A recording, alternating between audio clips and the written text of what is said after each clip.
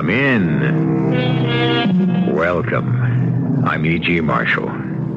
Of all the tales I tell, the ones that crawl most across the skin and creep along the spine are those that bring the wronged out of the grave to seek redress from the living. And of all of those, this one, to me, is one of the very most haunting and chilling.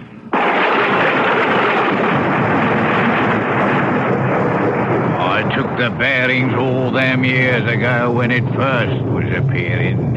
From Gladskow to Mardyke's jetty, and from under the old George and Dragon sign here to the White House below Forrick Falls. I could fix a marker buoy over the very spot. Maybe it was a marker buoy you saw, Captain George. It was no marker, it was a woman. And I say it's Libby Filtrum, back to collect her due for her unborn child. Murder will out.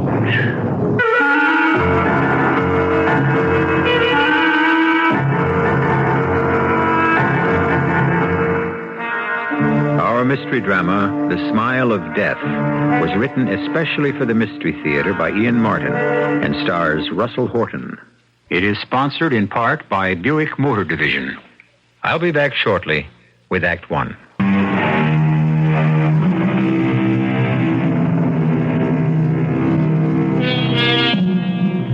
The pretty little town of Golden Friars stands by the margin of a sizable lake, hemmed around by an amphitheater of purple mountains, a place where legends are born and persist. And those most responsible for keeping them alive are inside the warmth of the George and Dragon pub. Yeah, that's a wet night. Seems like both natural and unnatural things are having a bit to say about Sir Bale's return to Mardyke's Hall, Dr. Torby. What with the thunderstorm coming on the heels of your mentioning that the baronet was coming home, and her being seen again. Her? The woman in the lake. Oh, Libby Feltram? Elizabeth Feltram that was. Before Sir Bale deserted her and her children to marry the Baroness with all the money. A ghost. Her he murdered 15 years ago. Oh, come now, Jack murdered the girl, disappeared, that's all. Carrying one child and abandoning the other. She was holding out a baby in her arms when we came near her, before she disappeared. The ghost woman. But was she Libby Feltram? She had a scarf or veil-like bound around about her face, and a great cloak with a big hood like them monks will be wearing, and her face all in shadow. When was it you saw this sight? Yesterday, off the point of Snake's Island. The exact same spot she showed up to begin with all them years ago. Oh, it's Libby Filtram all right, back to collect her due for her and her unborn child. Murder will out. I tell you, there was no murder. Why should she run away? Why should she leave him to another woman? Dear Trumbull, don't you see? That's just the point. Oh, I'm not defending Bale's conduct or his morals, but the fact is that he and Elizabeth were never married. She had no claim on him legally, or her children. Still and all, Doctor, she might have made quite a bit of trouble with the Baroness if she'd still been about. She only disappeared 2 days before the Baroness came down for the wedding. And showed up in the lake every day from then until they went to Europe. Stark and straight out of the water. Hip high. The way no human being could support itself. Oh, Captain, it's an illusion or some trick of the mists against the background of Snake Island. Sir Bale will be all by himself coming home. Oh, yes. The Baroness died a few months ago, pneumonia. I wasn't thinking of her. I was thinking of the boy. For Philip? Oh, well, that I don't know. We shall have to be patient till the end of the week when the Baronet arrives. Oh, dear me, that'll be the mail coach stopping. Perhaps Sir Bale decided to hurry up his return. In my opinion, he's been summoned. Well, from what I can see through the rain, it's not Sir Bale. No, this looks to be a younger man and tall. Well, we'll soon see. He's on his way in with the landlord. I could whisk you up some supper, sir. Cheese and some steak and kidney pie, if you'd like. No, thank you. All I require is a little information and a smaller noggin of brandy. Oh, right. We'll be right back with it. Mm-hmm. Wait, draw close to the fire, sir. We have a cold, unpleasant night, eh? I thank you, sir. You're a stranger in these parts? I could say so, yes. You surprised us after a fashion because we were in expectation possibly of someone else. Our local baronet, Sir Bale Mardyke. Now, here's your brandy, sir. Thank you, mine host. Yes, Mardyke's Hold is a very pretty object from the lake, sir, and very much admired about here. As is the house of the Fentrum, at the end of the glen. For all its wrecked and in ruin now, close to the house that was on opposite side of lake. Exactly opposite. Feltram. Well, that was one of our great families down here. Dwindled to nothing now. A pox on both their houses, nothing but trouble. The woman who rises out of the water of Snake Island has foretold. Pay no attention to him. I'm afraid I have no time. This should be enough to pay for my brandy. Now, my noggin of information. Is Mrs. Juliper well and in good health and still under the roof of Mardyke's Hall? Oh, yes, indeed she is. I saw her early this day, bustling about, getting all in readiness for Sir Bale's return. Only Sir Bale? Well, yes, as far as I know. Perhaps it is as well that I preceded him. You will excuse me? A moment, sir, if you will. This room is not well lighted, and I'm no longer as young as I was. Should I not recognize you? Not really. I am quite different from the babe you brought into the world, Dr. Torrey. Good heavens. As you must know already, I am Philip Feltram. And now, if you will excuse me, I must go prepare for the return of my master.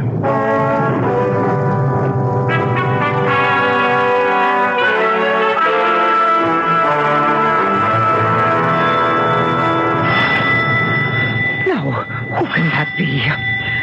Oh, all right, Mother Juliper. Don't stop to speculate. Just stir your own legs and open the door. Yes, young sir. Can I help you? I know I've changed, Mopsy, but that much? Oh, Master Philip. Oh, sure, I'd never have recognized you in 1,000 years. Oh, my dear boy, come in. Come.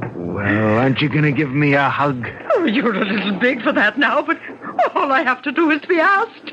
Oh, my precious little Philip. Oh, Mopsy. Oh, my. Oh, how you've grown. 10 years it must be since I packed your little carpet bag and saw you off my coach for the continent the day the master took you away from me. The master? Sir Bale. Oh, is he with you now? No, he won't be down till the weekend. Then then we'll have a little time together.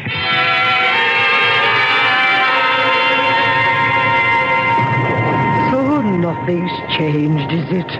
In all these years? If you mean Sir Bale, I'm afraid not. And the Baroness is dead? All her money gone with her. It'll be a hard row to eke out all our livings here at Mardyke's Hall. He'd never be back here if he weren't desperate. I said nothing was changed. But it isn't true. You are Philip. Oh, my little Philip. Where is all the joy you had of life? The laughter you found in everything? Where is Papa, Juniper? Oh, John. He died 2 years ago. Oh. A quiet, happy death. Don't you miss him? Oh, every moment of every day. But we had 40 years together. A lot of memories for an old lady to live out life on. I still have the same joy for life. The love I tried to give you when I brought you up. When we did, John and me. Before your father took you away from us to Germany. Didn't you find any happiness there, Philip, boy? Judge for yourself. I was not welcomed by my mother-in-law. Perhaps I rested too hard on my father's conscience. No happiness, Mopsy.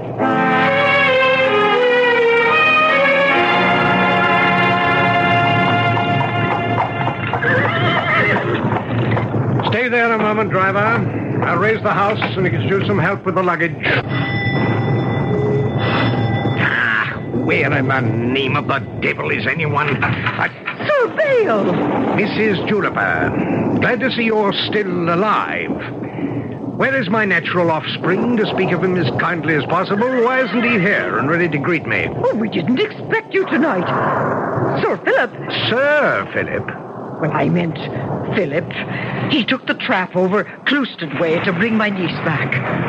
If you're to be making your home here, I thought we'd need a little extra Who help. asked you to make arrangements I didn't order? Well, in your letter, you said to make all ready to open the hall. I didn't ask you or Philip to make any plans for me beyond those I issue myself. Well, I'm afraid it's my fault. No, 'tis Philip's. I thought by now I'd taught him to have no mind of his own. Not for want of trying. But you won't succeed. What does that mean? Come here with me. Cross the drive and out to the edge of the terrace. There. Look out across the lake toward Snake's Island. I abhor that lake. Water of any kind. I won't. I can't. You must, Sir Bale. Must? How dare you? Because I'm old in your service and not long for this world. She's still waiting for you. Who? Philip's mother. There. See her in the moonlight before Snake's Island. Standing above the water, reaching to you for all the things she never had from you. Libby. Yes, Libby. Elizabeth Feltram. Who do you think it was brought you back here at last?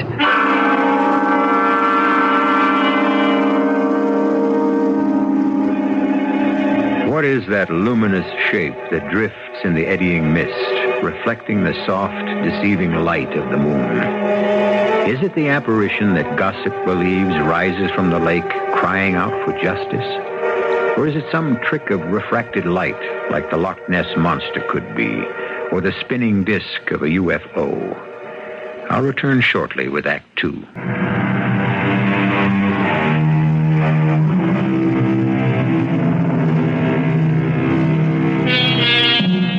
For a long, long moment, a glowering Sir Bale Mardyke gazes across the lake. Then, suddenly, a cloud passes across the moon, and the shimmering expanse of water darkens and disappears, and with it, the specter, apparition, or illusion that seemed to hover over it. As though released from a spell, the baronet turns on his heel, heading back towards the house, the old woman hard put to it to keep up with his rapid pace. All right, driver. You may take all my luggage and pile it inside in the hall. When my servant returns, I'll have him put it away where it belongs. Here, take this for your service. Mrs. Juniper, I shall be in the study before a fire to banish this chill from my bones. Is there brandy there? Yes, sir. Would you care for a bite to eat? No, I want to be alone till Philip returns. But I want to see him the moment he does. The moment. Do you hear?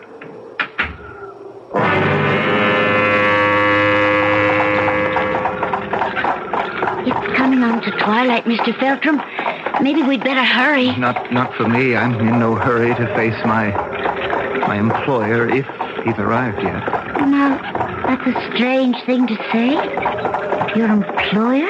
Isn't that what he is? Well, I don't mean to say anything out of turn, but Mrs. Juliper's my aunt. And I know she brought you up from the time you were 4 till you were 12. Yes. Mopsy's the only real parent I ever had. I'm a bit confused. I mean, I know your own mother disappeared but you've been with your own father since you were 12 in Europe. My father, yes. In a manner of speaking, it isn't quite the same when you've been born, as the phrase goes, on the wrong side of the blanket. Well, I realize a stepmother isn't quite the same as a real one. Oh, I had few quarrels with my stepmother. She was a cold, remote, unhappy woman. But the man from whose seed I came is something else again. I wish you weren't so bitter. I'm not bitter, Jenny. Just beaten, cowed, and whipped, and as much a slave as if I were clothed in irons. Oh, Mr. Philip. Please, just Philip. All right, then, Philip, if you wish. But you mustn't give up on life. Not at our age.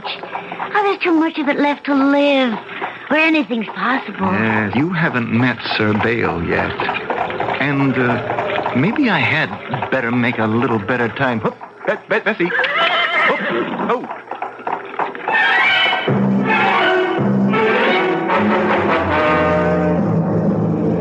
Lord of mercy, I thought you'd never get here. What were you up to? Nothing, Aunt Margaret. Oh, well, sure, I wouldn't blame you, the two of you so bright and young, if you had dawdled a bit on the way. That was my fault, Mopsy. Well, glad I am to hear it. Shows you have some spirit left in you, for you'll need it. Oh, he's in a black mood, the master is, and waiting for you in the study. I'll go see him right away. I think it's terrible. I mean, how can his father treat him the way he does? How indeed. All for the want of a little scrap of paper. For he's his son. You've only to look at the eyes to see that. But because he has no legal standing, the father has broken him, twisted all the joy and life out of him. You mark my words, Jenny. He'll pay for that before he dies. Where the devil have you been, Feltram? I went to fetch Mrs. Juliper's niece from around the end of the lake. No need of that. If she wanted the work so badly, she could have walked here. It's 20 miles or more. Thunderation, you want all the way around to the old cloistered house, poking around? No. Well, why would I have gone there? Well, no matter. You were gone long enough, most of the day. Sir, I didn't want to push the mare, and it was so pretty by the lake. Pretty? By damn, if I had my way, I'd drain the miserable thing. It's little better than a cesspool. I had no wish to anger you. I needed you, and where were you? Needed me? Yes. We've come back to a shambles and a trap. The book's a hopeless mess, rents unpaid or uncollected, debts, and scarce enough money to keep the roof over our own heads, let alone Mrs. Juliper's. Jenny had come to help her aunt. She asks little in return. Even that little I doubt if we can provide. If there's some way I could help them... I want the papers in order. I want to know who owes what. I'll dun them or take everything away from them that they possess. One way or another, we must have money. We must find a way to get it no matter what it costs. If you'll excuse me, Sir Bale, I did arrange to have funds set aside, but you used them to bet on the horses. You puling little mistake of my youth. Don't presume to criticize me. Well, I wasn't criticizing. I was only trying to explain. The devil with your explanations. I need money. Now get out and ride the Baroncy. Bleed it out of the tenants who've been living off my absence for all these years. But they have paid faithfully, sir. Then find a way to make them pay some more. Unless you want all of us to starve to death. Why do you take it, Philip? You don't have to be beholden to him. He isn't to you. Oh, it doesn't matter anymore. What does is that I'm back here. Home. You think of this as home? Well, not the house, the surroundings, the what lies outside and calls me all the time, telling me my strength and hope is there. Oh, I think you should get away from here, Philip. Would you go with me? Yes. Jenny, where would I go? Where could I take you? It wouldn't matter. No, there's got to be a better answer than that. I must have something to offer you. Didn't you say less than 3 days ago that you wished you had £100? A wish, yes. Which you translated into reality. Beg pardon? No, don't play with me. I had here in my desk a £100 note. Now, where's it gone? You think I took it? Where else could it go? And why would I take it? To fly forever from your bondage? To escape your vicious tongue, your constant derogation, your resentment of me because of the past I remind you of? By dead, sir. I will not listen to some young puppy talk to me. You need not listen, sir. For this young puppy is unfortunately grown to an age of decision. I want no more of your barbarity, your hate, your venom. I'm old enough to choose my own path. Financed by the money you stole. I didn't touch it. Believe it if you will, I am leaving. And where are you going? Back to my heritage. Back to the lake. And across it to where my family's home still stands. Back to test the legend you fear. That at last the Mardykes' baronetcy and estates will pass to the Feltrams. That is destiny's decision. You can't go out on a night like this. Why not? It was a night like this that bid me home.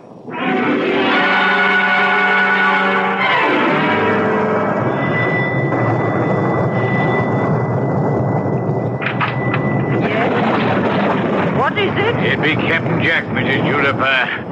And a sad occasion. What is it? What the devil are we being roused from bed for? A corpse, Sir Bale. Drowned it under circumstances all the years on the water cannot credit. And brought home to you. Who is it? Your son, Philip Feltram. Give me leave to have my men bring his body in.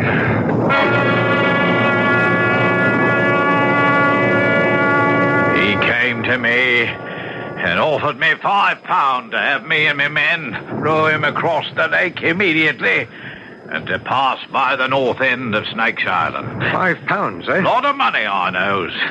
But it was a rough night and I had to pay extra for oars. We were nigh on to Snake Island when a squall hit it suddenly and we broached to, fighting the riptide. Well, that was when we lost him. He fell overboard. Oh, no, Sir Bale, it wasn't exactly like that. There was lightning, as you know, and coming around the point of the island, all of a sudden, like, there was what you might call a illusion. What kind of an illusion? The figure of a woman above the waterline? Oh, no, not that one, sir. This was an hand. A woman's hand that reached up from the water and that Mr. Philip bent over to grasp. And before we knew it, he was overboard and underwater and lost. But you brought him back again? Yes, sir. We eased up on our oars, and all of a sudden his body was floating calm and peaceful like. We hauled him aboard. Not a thing we could do. Empty his lungs of water. Try the artificial respiration. Nothing would bring him to. So we brought him home here.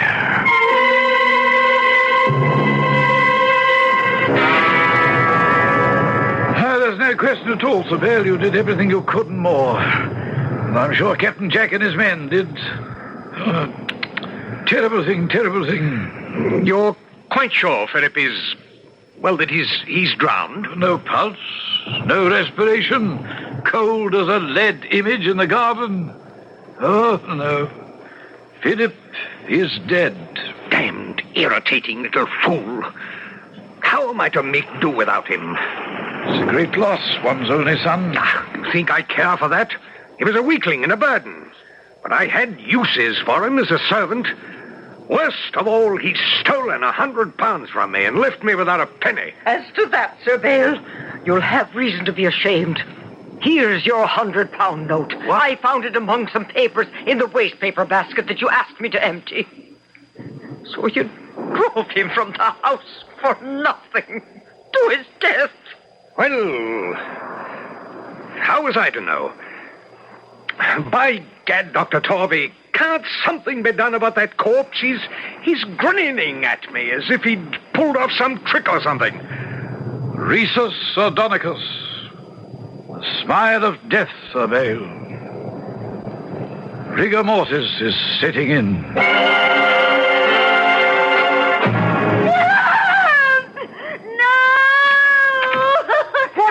What is it, Jenny Lamb? I went in to have a last look, because I loved him so. There he was, rising from the bed. What the devil's all the racket and excitement? You may well raise his name. For look! His ghost. Don't be alarmed. I am no ghost. I'm alive and well. In fact, I have never been in more complete control of my faculties in all my life.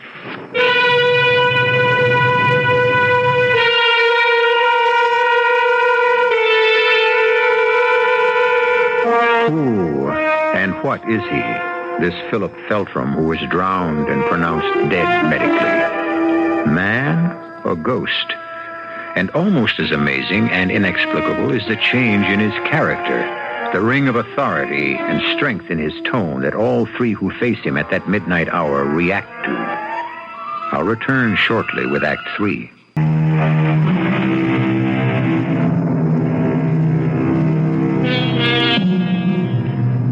Whatever metamorphosis Philip Feltram had gone through, he is a very different individual from the meek, subservient excuse for a man that he had been. Sir Bale, unable to adjust to their new relationship, was hesitant and defeated. He was no longer the master from the very first morning after Philip's renaissance, for more reasons than one. What's that, Feltram? The beginning of the restoration of the Mardykes' fortune, I hope.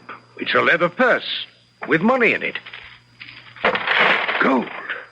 Guineas. A small fortune. No need to count them. There are 300. A drop in the bucket, but a beginning. What do you mean, a beginning? Properly used, they can multiply. How? B-swing, falcon, and lightning. What? The names mean nothing to you? No, Oh, stop a bit. They're horses. In the weekend races. 2 of them anyway, right? Correct. All of them. Well, what of it? You're not suggesting that any of this money should be bet on them. I am. But they're also Rands. They have no chance of winning. Would you like this purse of gold? Well, naturally. Where did it come from, anyway? From a gypsy. Lent to me to lend to you under certain stringencies. What? That you use it to advance your fortunes, but that you must bet at least 5 guineas each on the horses I named. And the rest? You may use as you choose, always remembering that the debt must be repaid. When? When the gypsy chooses to call for it. Who is this gypsy? What's his name? I cannot reveal that. Well, I don't know that I want to be involved in something so secretive. What choice do you have, or do you wish me to return the purse? Damn you. No. If it amuses you, keep your secret. I shall go to the Heckleston racecourse and live up to the letter of the bargain. But let me reassure you and your mysterious gypsy, Sir Bale Mardyke is still his own man.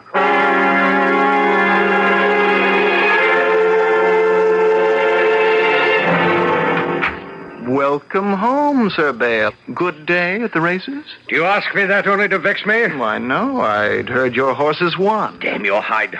You heard that, did you? Yes, and at 40 to 1 on Bee's Wing, 60 to 1 on Lightning, and 50 to 1 on Falcon. Now, let me see. At 100 guineas apiece, that should make... I didn't bet that way. I bet the favorites. Oh, that wasn't the agreement. I lived up to the agreement. Rot your soul. I put 5 guineas apiece on the horses and came away from that with a take of 775 guineas. But you might have made some 15,050 pounds if you'd followed the handicapping. I want to meet this gypsy with the second sight. That can be arranged.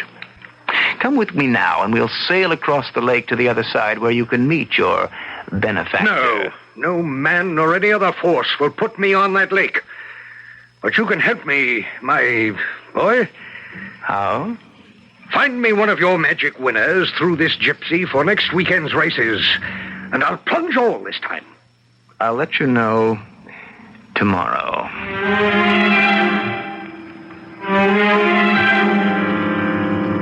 I have your answer, Sir Bale. Yes? I took your money to my principal, who was angry and displeased that you did not come yourself. However, I have a name for you to put your remaining winnings on. Another bonanza at long odds. The winner at Langton Lee will be Silver Bell. May you be banished to eternal hell. I believe this is all a scheme of yours to ruin me, Feltram. Why? What happened? I was fool enough to take the other money I'd won, mortgage what I could of the estate, and put it all together to win a paltry 7,000 with 20,000 bet. How could you risk everything on a mere word from me? Silver Bell was the favorite. There was no chance for him to lose, except ill luck at the far turn that set his hoof in a pothole and tore his fetlock. I'm ruined. All this is gone. Estate, house, everything I own. You could recover it if you so desired. Cross the lake with me, and the baronetcy can still be saved. To meet this gypsy of yours? Yes. What chance have I left? Very well. Let's go.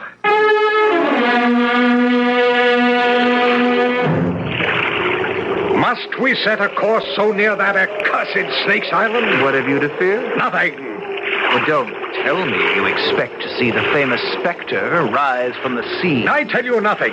Get us ashore to meet this mysterious gypsy who holds my life in his hands. A new experience for you. You seem to be enjoying this. Part payment for all you put me through, perhaps.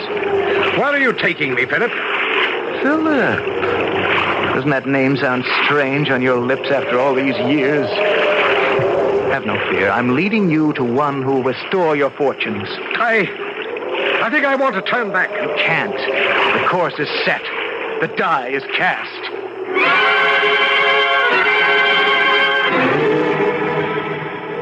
This old oak is as far as I go. You're not going to lead me? The path is marked. Between the ash trees to the cliffside.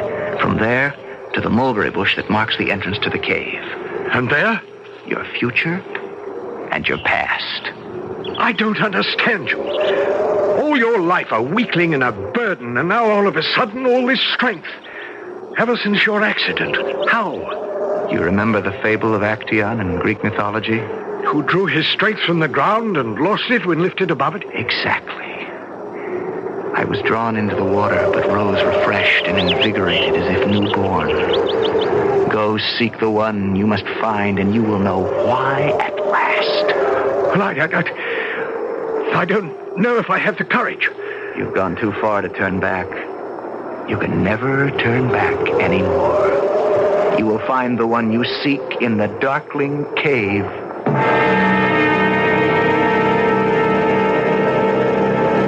Hello? Hello? So, you came back to me, babe. Can it be you, Libby? Does my appearance shock you?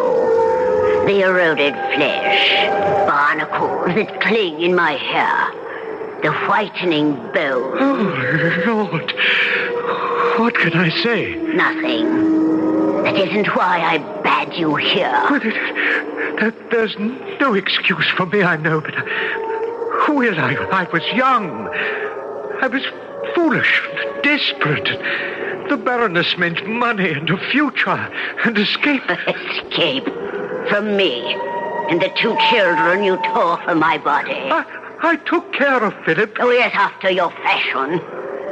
The one that was never born was less than murder. I was desperate then. How desperate are you now? Well, that is, it's another situation. But you are desperate. You stand on the brink of ruin. Yes. Then, will you strike a bargain with me?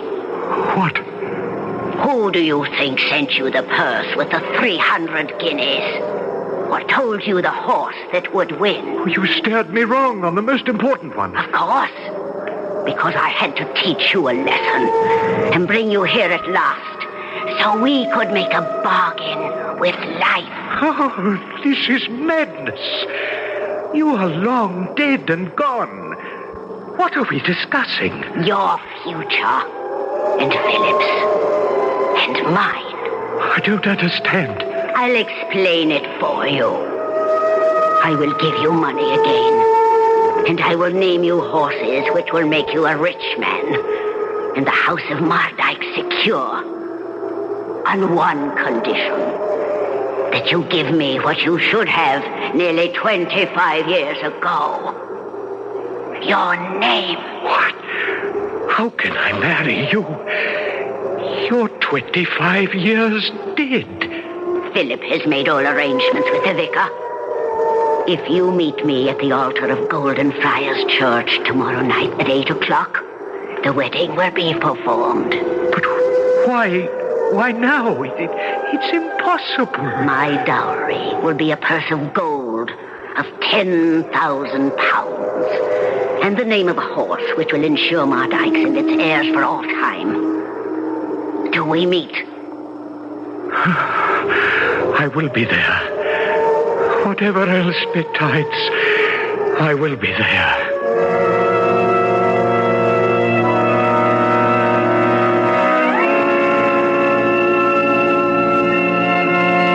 Dearly beloved, we are met here in the sight of God to join this man and this woman in Shiver me timbers.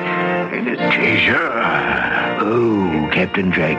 The woman from the lake, Mr. Trumbull. What are you talking about, man? That's only an apparition. A ghost. A dead woman. So was Philip, her son. But he rose from the watery grave. Don't talk of such things in the church. It's Libby Felton, all right. Come back. But she's alive. She spent last night at my inn. Why, you saw her face? No. She was veiled, just as she is now at the altar. Do you, Elizabeth Stanford Feltram, take this man, Sir Bale Mardyke, to be your lawful wedded husband? I do. And do you, Sir Bale Mardyke, take this woman, Elizabeth, to be your lawful wedded wife? I do. Then, by the virtue of the power rested in me as a vicar of God, I do now pronounce you man and wife.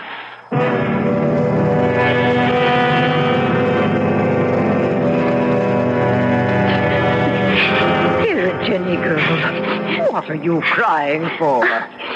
It was so beautiful, Auntie. Her coming back after all these years and finally taking her rightful place as Lady Mardyke. I wish my mind rested as easy as yours. And Philip, his rightful name at last, and the stain taken away. Philip Mardyke's. Oh, where will the bride and groom sleep this night? Marlingham. Nothing would do, but Sir Bale must off to the races his wedding night. Oh, no good to a marriage which starts with gambling. Oh, it was doomed anyway, out of the past. You mark my words, Jenny. There is worse to come. Don't pop your eyes at me, my girl. I'm alone, as you can see. But the Lady Lady Mardyke's will not be coming here. Get Philip and have him bring the rest of these heavy bags to my room.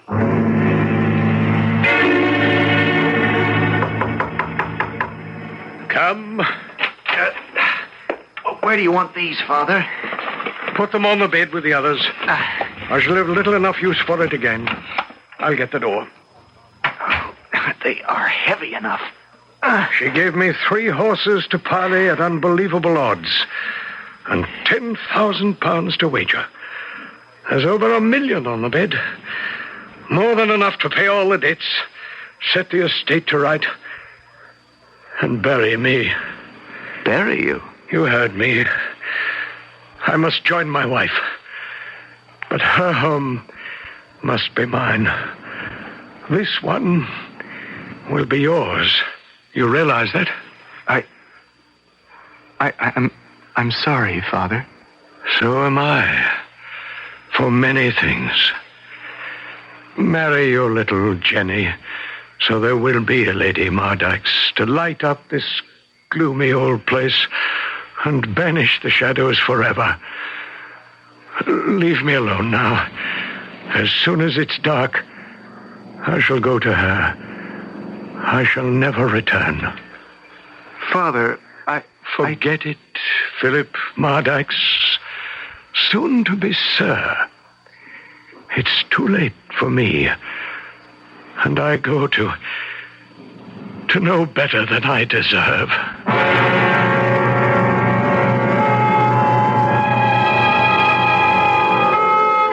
It was 3 days before they found Sir Bale Mardyke floating face downward just off the point of Snake's Island. And when they brought him to shore, the exposure to the air set the corpse's face in that haunting grin of death, the Rhesus Sardonicus.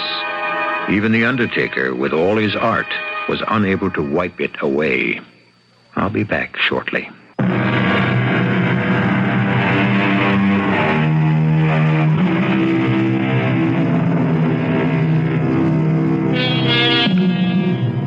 Sir Bale Mardyke rests now in the family crypt, but not alone. For the night following the discovery of his body in the lake, Captain Jack brought up the body of a woman in the same spot.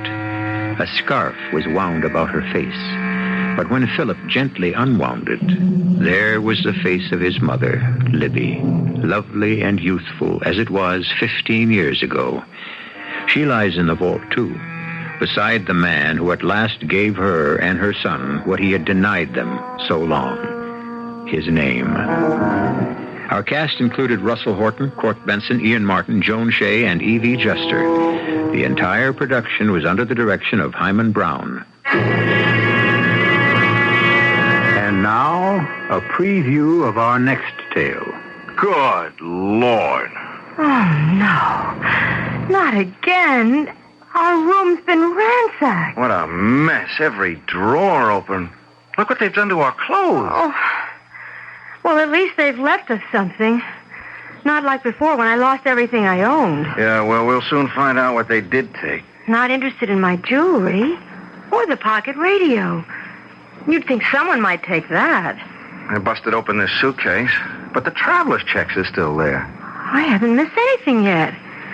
Whew, but it's a nasty feeling to have someone paw through your personal things. Oh, you know what they were looking for. Now, where did you hide it? Hide what, Peter? Our most important piece of evidence, your photograph of the painting. I told you it's in a very safe place. You have the photograph.